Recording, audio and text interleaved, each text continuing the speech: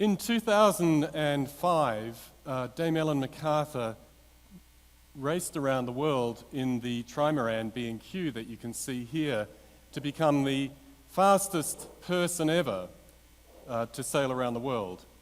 She had the vision of wanting to be the fastest single-handed solo round-the-world yachtswoman from the age of 4. She wanted to be a sailor and nothing else. She set off on this yacht, which you can see here, which is probably 2 times the size of this room, 70 foot long, typically sailed by 12 men. She could climb from the bottom of the mast to the top of the mast inside the mast. She's 5'3". So Ellen MacArthur, as she sailed around the world, had this realization that she had to take with her, in order to be the fastest, just enough materials, food, fuel, spare parts to make sure that she could get there, but no more. She had to have a very, very light yacht in order to break the world record. And she traveled for 71 days, and she broke the record. And when she did that, she slept. The longest period she slept in that 71 days was 20 minutes. And she became acutely aware of the finite nature of the resources on the boat. She had to manage every piece of food, every piece of equipment, the energy, the fuel, down to the very last drop, so she had just enough to get to the end, no more, no less. And when she stepped off the boat at the end of that race, she had a realization that the world in which we live on is no different from the experience she had on that yacht. We have finite resources on the planet that we need to manage and use in a way that ensures that we can continue to prosper and thrive going forward. So she set off on a second journey then to think about the economy and to think about the way in which materials flow through the economy. And what she realized fairly quickly was the world in which we live today is essentially a linear economy. We take materials out of the ground, raw materials from nature, we convert them into products, we use the products for a very short period of time, and then we dispose of them, typically to landfill or incineration. And in this model, every single new product that we make requires new raw materials to be extracted from the world to be put into those products. We try today to recycle at the end of pipe. So we have recycling programs which, by and large, are trying to deal with products and materials that were never designed to be recovered. So the recycling yields that we get are very, very low, and they cost a lot of energy and resources to get those small yields. And in this system, waste is chronically high. It's enormously high. If you look at the fast-moving consumer goods sector, which is essentially products that are in circulation for around about 1 year, this is a $3.2 trillion part of the economy. $3.2 trillion of materials enter into the fast-moving consumer goods sector every single year. $2.7 trillion worth of materials is wasted every year to landfill or incineration. A very, very tiny fraction is recovered and remains in circulation. So the model that we have evolved over the last 150 years or so has served us very well. We've managed to grow, we've managed to develop, we've had an abundance of materials, but that period is over. If we look at the commodity price index over the last 100 years, we can see a consistent decline in the cost of raw materials through the efficiency of technologies and extraction methods and processing methods. We've got smarter and better at extracting raw materials and producing products at lower cost. Now, this changed in 2003. We saw an inflection point. And between 2003 and 2013, 100 years of price declines for commodities have been eradicated. And we now have more volatility for raw materials than we've ever had historically before. And at the same time, we have 3 billion new middle-class consumers currently entering the market. So by 2015, 3 billion new consumers will enter the market and want to drive the extraction of raw materials faster than we've ever seen. So what's the alternative? We looked at schools of thought. Ellen formed a small group, a team, to research the various models that exist. And the circular economy framework that was developed draws upon the work from many different schools of thought, from cradle to cradle, from biomimicry, from performance economy, natural capitalism, and industrial ecology, industrial symbiosis. And the circular economy can be defined as one that is restorative and regenerative by design. Now, those words are fairly short and simple, but they are fairly profound, because by designing a system in which you can keep materials in flow, both in the technical system and in the biological system, we're able to decouple future economic growth from finite resource utilization. So circular economy looks at the biological side of the world and the technological flow of materials, and it thinks about design in terms of effectiveness rather than efficiency. So rather than just reducing the amount of materials that are in a product, and rather than just reducing the amount of materials that are in packaging, effective design looks at how products are designed so that they can be longer living, so they can be used for longer periods, so they can be repaired, upgraded, remanufactured, and stay in circulation. And this model presents a whole new world of innovation potential because it allows designers, material manufacturers, retailers, product producers to think about product design in a different way. So rather than just thinking about the cost and functional performance of a product, by thinking about how it will be used at the end of use, how it will be recovered or used again, creates a whole new set of opportunities. And ultimately, a circular economy presents a world in which there is a resilient and longer-term system that actually works. So rather than trying to sustain a linear economy, what the circular economy proposes is a future that actually works. So what is it? If we take the linear economy, which we can characterize as take, make, and dispose, and we think of it in terms of waste being eradicated, there is no such thing as waste. Waste equals food. A biological cycle, a technological cycle, and in the technical cycle, we have a series of loops. So the innermost loop with a little drawing of the washing machine represents products that are made to last longer. They're made to be durable in the true meaning of the word. They're repairable, they're upgradable, they're not made with redundancy built in, they're made to last. I'll give you an example in a minute.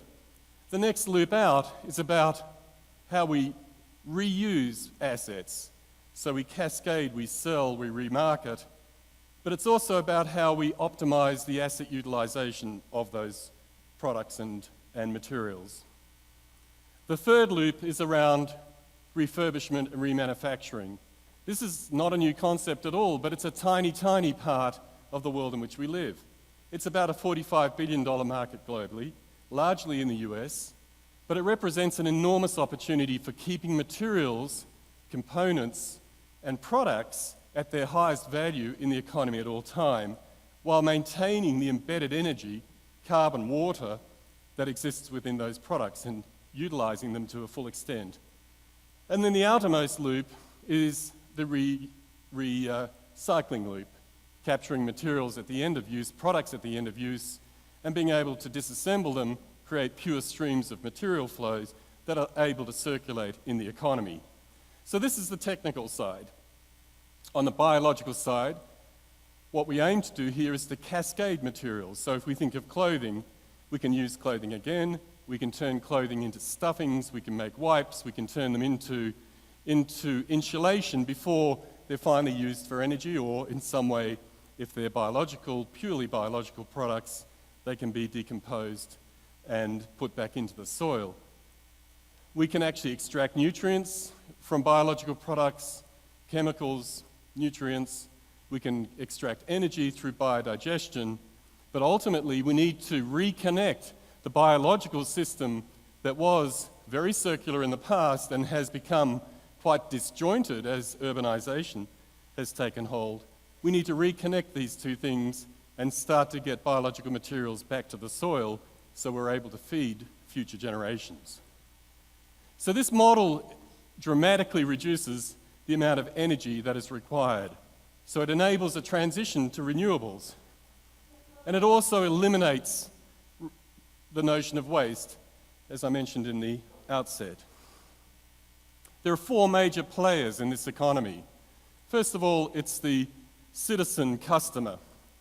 Now, a citizen customer is today referred to as a consumer, and that still remains true to some extent in the biological sphere. But consumption in the technical sphere, we believe, is a notion whose time has come. And we should start to think about customers in the technical side as users. So instead of owning and consuming a technical product, you actually access the performance, you use the technical materials before they're recirculated, passed on, or repurposed. The other actors in this space are government. Governments need to start to look at the enablement and the infrastructure that allows materials to flow, set the incentives and policies. Companies who need to act in this model as innovators, producing new products and services that are both circular and profitable. And finally, education, because we need to equip an entire generation to be able to think systemically, to be able to think about and innovate within a systemic model that is in fact circular. So we developed the model and we took it to McKinsey and Company in 2010 and said, here's an idea, what's it worth in the marketplace? Does it actually decouple raw material inputs? Does it actually represent profitable opportunities for companies? Is it in fact a viable idea for the economy at large?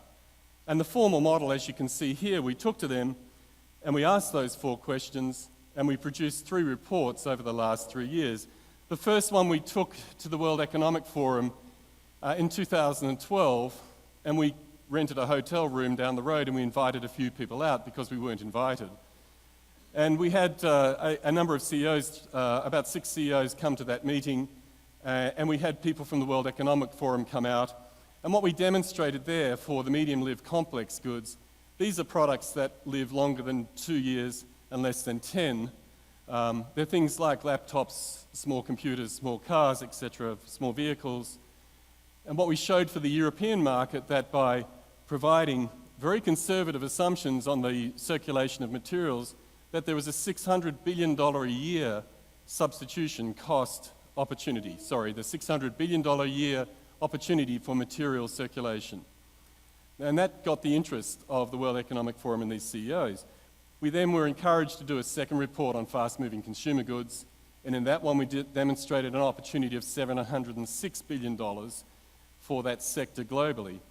We took that report into a meeting at World Economic Forum. We were invited to have this meeting. We had the very last slot on the very last day. We were between all of the CEOs going home at the end of the week, and we had 30 CEOs come to that meeting. And that got the World Economics Forum's attention, and they then worked with us in the third report, which looked at how does this model work across global supply chains. We launched that this year, and we established a collaboration forum within the World Economic Forum around a project called Mainstream. And there are 13 CEOs who sit on the steering committee of that project. And to the points that we heard earlier in the presentations, this is about collaboration in many instances across the supply chain, because the challenges of creating viable markets for the circulation of materials are bigger than any single one company can address. So these collaboration initiatives are very important, and they're proving now to be attractive to many of the world's largest companies. So I'd like to give you a few examples. Let's come back to the washing machine example that I showed you earlier. Now, in most markets today, in cities, you can buy a washing machine for somewhere around $200. You put it in your laundry. It's energy intensive. It uses lots of water. It's not made to be repaired or upgraded or recycled or reused. In fact, what typically happens is it breaks down after 2 years, and it's more expensive to get a repair person to come and fix it than it is to buy a new machine. So you pay tax to bring it into the house, you have it in the house, and then you pay tax to get rid of it, and you buy a new machine. And that machine tends to go to a form of recycling, if we're lucky, or landfill. The new models that are emerging are performance-based models. So this is a machine that costs about $1,000, but you don't buy it, you access the performance. It's enabled by the internet. You can see the technology that plugs into it. The company that provides it brings it to your house, connects it up, you pay 20 cents per wash, and they are able to monitor the performance, and if there is a problem that they can see through the heat of the machine or in other predictive analytics, they can schedule the repair person to come and repair it. It's designed for repair, it's designed to be upgraded. It can be taken out of that person's house and disassembled and remanufactured and put back into the market. This company has an entirely different relationship with the customer, and the product, therefore, is kept in circulation for a substantial amount of time. So it's a win-win solution for the company, for the customer, and also in terms of the use of finite resources. Many of you will be aware of the various forms of internet trading services. You can sell products on eBay, you can use many other trading platforms to pass your possessions onto another person to sell and to repurpose. This occurs B2C and B2B. There are examples as well where we've seen the optimization of assets. So a typical car owner only uses their car 10% of the time. But by using these forms of technologies, we can provide fractional access to the asset and increase the asset utilization dramatically. Whether it's a car, whether it's a hotel room, whether it's a business office. So this notion of asset utilization in the B2B space is very common, and now in the B2C space is becoming increasingly common. In fact, every car company in the USA at the moment is exploring this type of model. One of the early pioneers, Zipcar, was acquired by Avis for $500 million. This is a model that is gaining a tremendous amount of traction.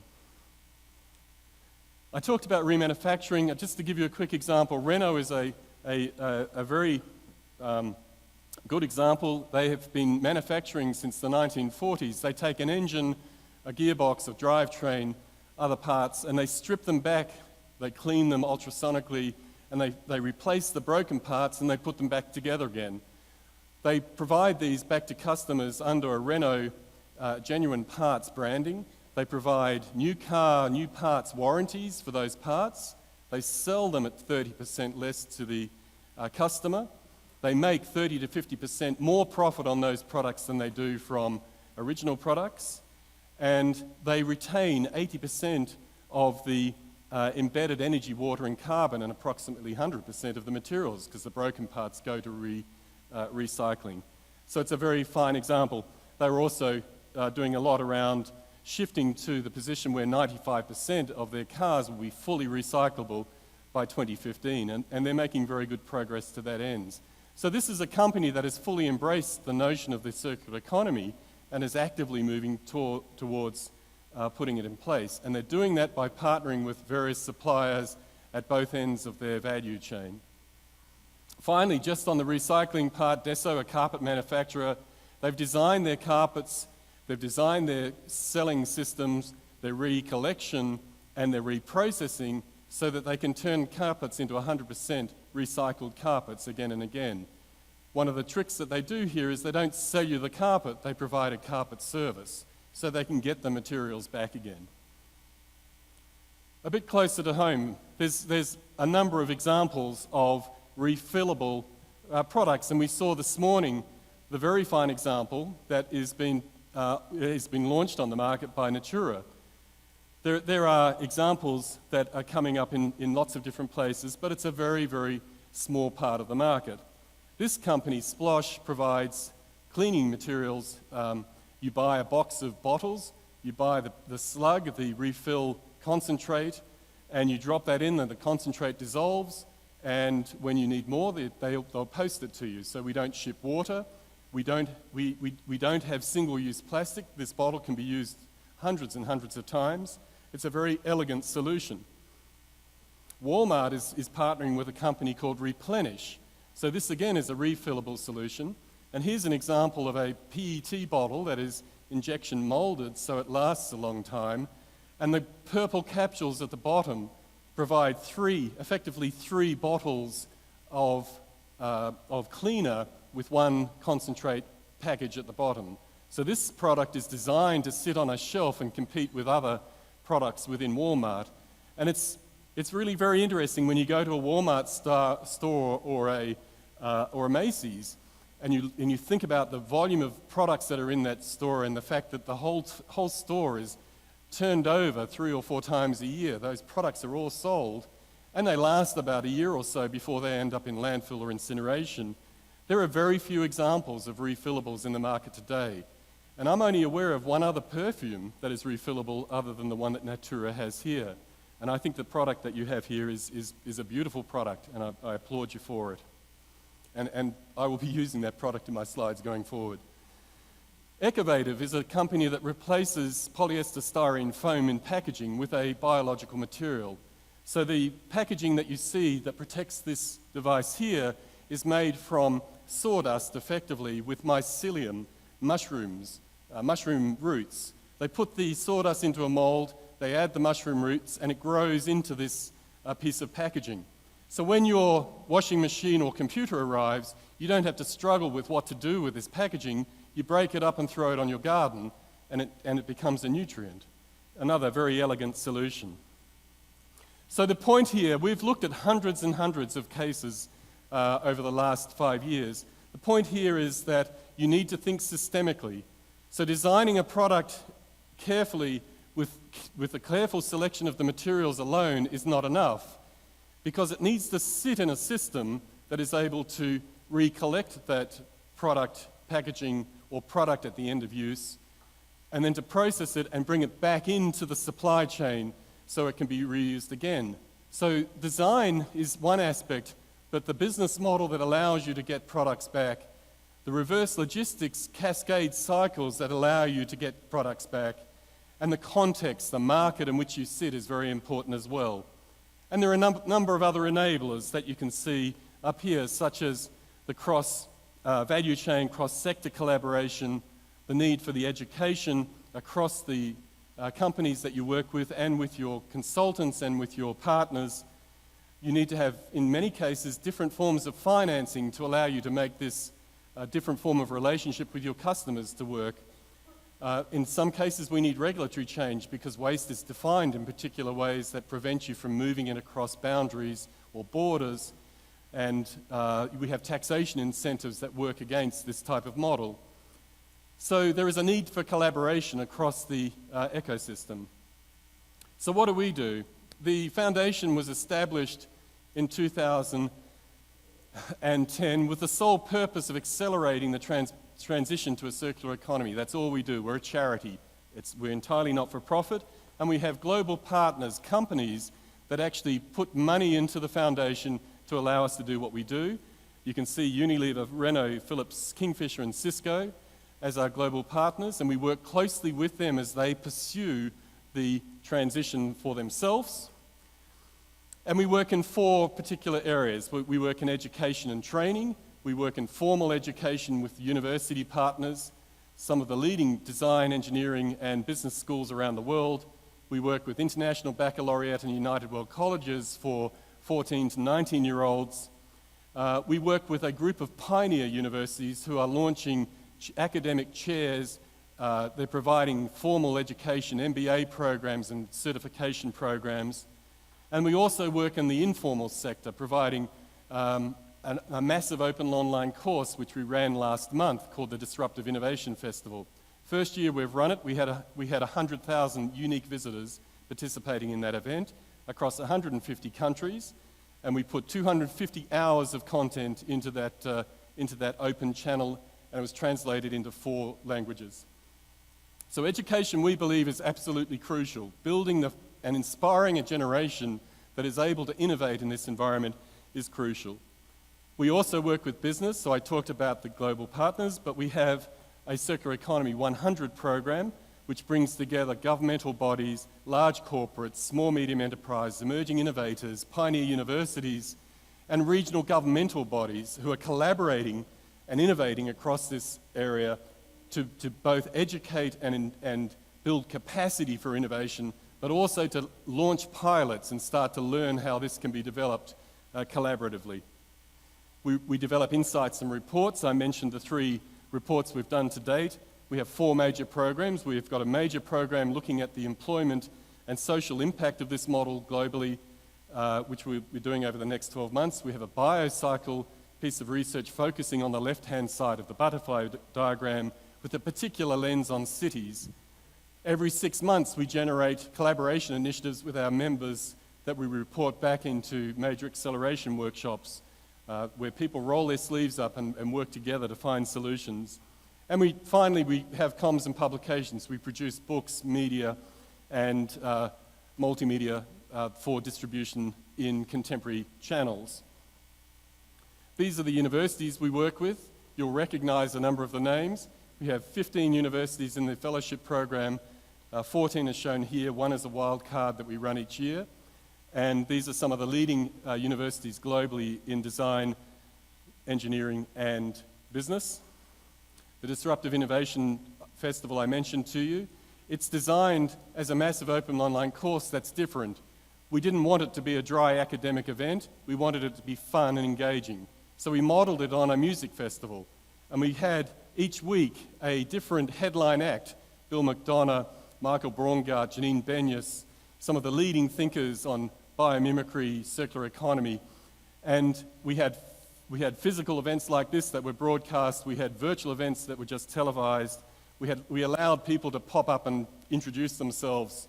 And as I said, it was a festival that we believe, and a model that we believe is fit for contemporary education. And the Circular Economy 100, as I mentioned, we have some of the world's leading companies, Apple, IKEA, DHL, DSM, National Physics Laboratory. We've got 94 organizations who have joined this movement since we launched it in February of last year. And as I said, it's about capacity building and about innovation within companies and across companies. Now finally, I just wanted to come back to Natura, and I must say that I'm truly honored to be here today because I knew very little about Natura a few months ago, and I've been tremendously encouraged and inspired by what's done here. You've set a target to be positive, net positive by 2020, which I think is hugely aspirational and should be applauded. And I would offer a challenge into that as well, and to say, to what extent can you be fully circular by 2020? Now, we talked about the 4 building blocks earlier. You already are on the path of looking at materials and product design, the notion of refillables and packaging design systems. To what extent can that be extended so that any packaging that's used actually has value at the end of use? And it actually sits within a system that you may need to build collaboratively with other companies to allow you to be able to collect and reinsert those materials into the economy going forward. So business models may need to be explored. So what's the innovative business models for returns? What return incentives do you put in place? What refill subscriptions could you innovate around? It needs to be low cost. It needs to be convenient. It needs to have a value proposition that is more compelling to your customers than what you have today. And cascading and returning, multi-channels, so you have a huge set of people who are out there, your consultants. To what extent can they play a role in educating and also playing a role potentially in returns? So there are many other thoughts to think of in this space, and I think the enabling conditions, the role that you play as a company in actually demonstrating the intention and the aspiration to be circular economic to be communicating that to the world and being a leader in this space, I think is hugely